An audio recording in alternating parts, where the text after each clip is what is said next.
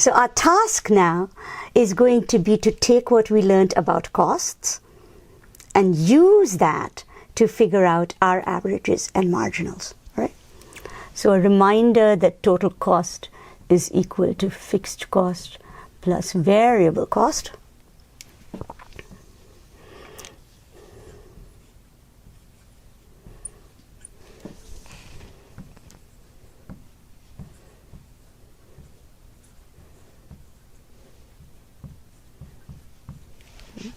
Dollars per apple.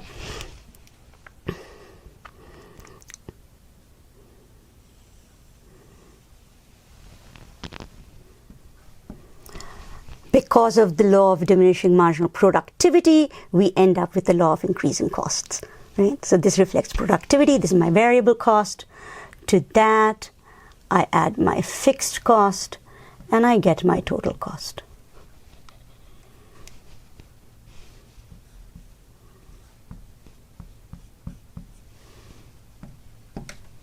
Right.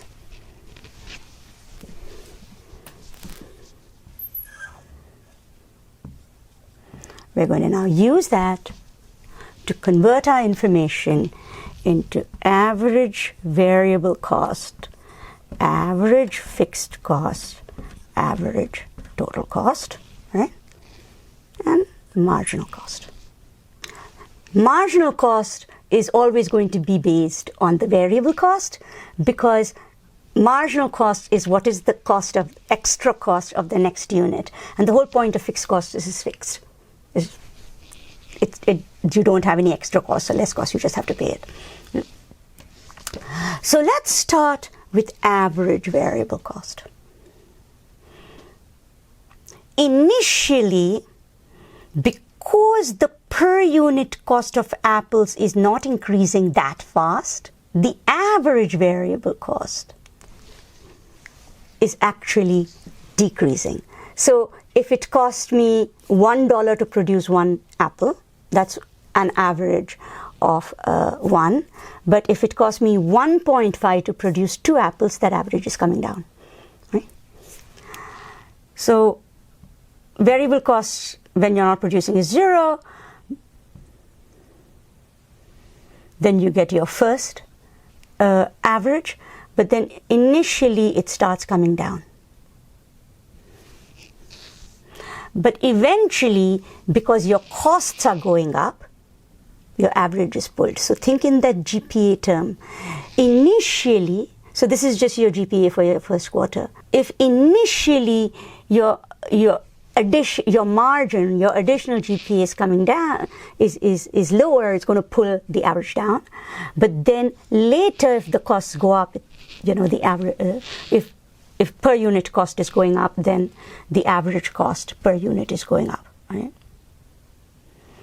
So you get the classic U-shaped average cost curve, and this is average variable cost. So this is a classic bowl. This is, very often this is just called the U-shaped, the law of the U-shaped cost curve, right, on the average. To this, I now have to add the average fixed cost. Now, the interesting thing about the average fixed cost is that because it is fixed, the per unit average fixed cost is going to just be going down. Because, if I had to pay $100, I had to pay $100 even if I had 0 units, my average fixed cost is way there. For my first unit, it is just, I have to pay $100 for 1 unit. That's my average variable cost. Then I'm still paying $100, but this time it's for 2 units, so it's 50 per apple, so it's coming down, right? So the average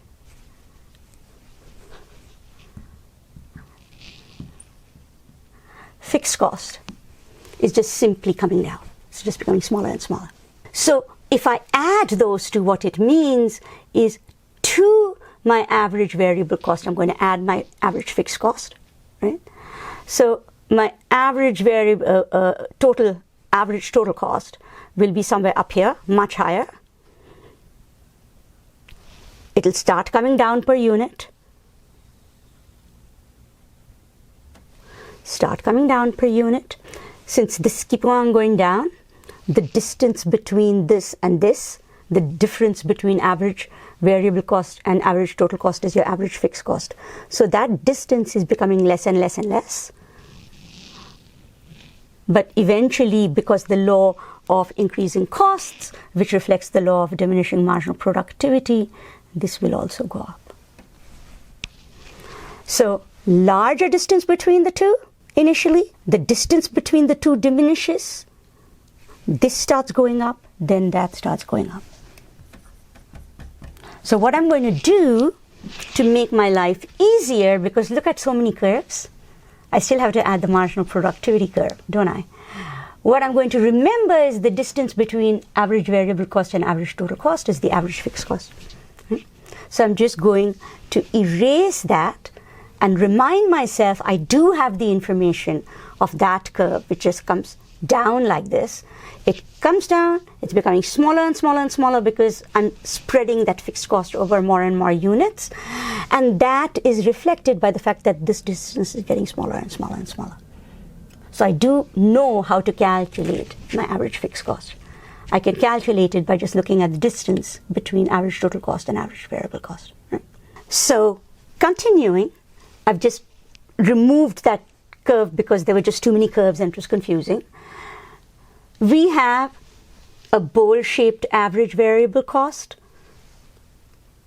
and a bowl-shaped average total cost. The difference between the two is our average fixed cost. Now let us look at marginal cost. Because of the law of diminishing marginal productivity, in this range, you figure that your marginal costs are going up. Each extra unit goes up. But in the early phases, because you're benefiting from division of labor and hiring more efficient workers, your marginal costs are actually not that much, are lower. So using the same logic I used for marginal productivity, I'm going to point out that obviously there is no marginal cost when I'm not producing anything. I do have total cost because I have fixed cost, but I don't have any marginal cost. The first extra unit I get, the extra unit, the marginal cost will be the same as what I paid in the variable cost because that's what I added to cost. I had my fixed cost and I added the variable cost of my first unit. The marginal cost of the second unit, remember, was only 1.5 because each extra worker is actually increasing my product, so my cost per product is actually getting lower. The additional cost per unit is getting lower. And it is at this point lower with the same logic than this curve. Right? However, eventually it will start increasing because of the law of diminishing marginal productivity. That means that the amount of input I have to use for each extra unit of output is more and more, and therefore the cost is going to be more and more on the variable side. So this goes up. It hits my average variable costs bowl shape at the bottom. The logic is it starts going up, and like the GPA idea, as long as the margin, even if it's increasing, is lower than the average, it will pull the average down. But as the margin becomes higher than the average, it will start pulling the average up. So it's now starting to pull the average up for the average variable cost. With exactly the same logic, it will now hit the bottom of the bowl for the average total cost, and then it will go up.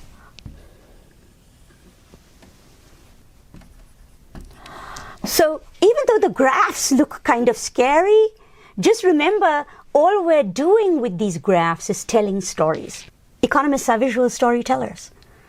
Our visual story is told through graphs. Some people tell stories through cartoons, some people tell stories through documentaries, some people tell stories through novels. We tell stories through graphs. If you just look at the graph and say there are so many lines, you'll get kind of nervous. But if you think of the graph step by step by step, as if you were reading a comic, which is why we do it in the video, as if you're doing it step by step by step, and you build the graph, then it doesn't look so scary, because what you've done is you've realized that, okay, this is the first line I drew. It told this story. This is the second line I drew. I added to the story. This is the third line I drew. I added to the story. Right? So and what is the story? The story behind all these graphs is basically a story of production. It's a story that says you're a firm, you've got some equipment you have to pay for, you've got some rental you have to pay for, so you've got some fixed costs. You also need to hire workers, hire other inputs that might be variable, such as supplies. That's your variable cost.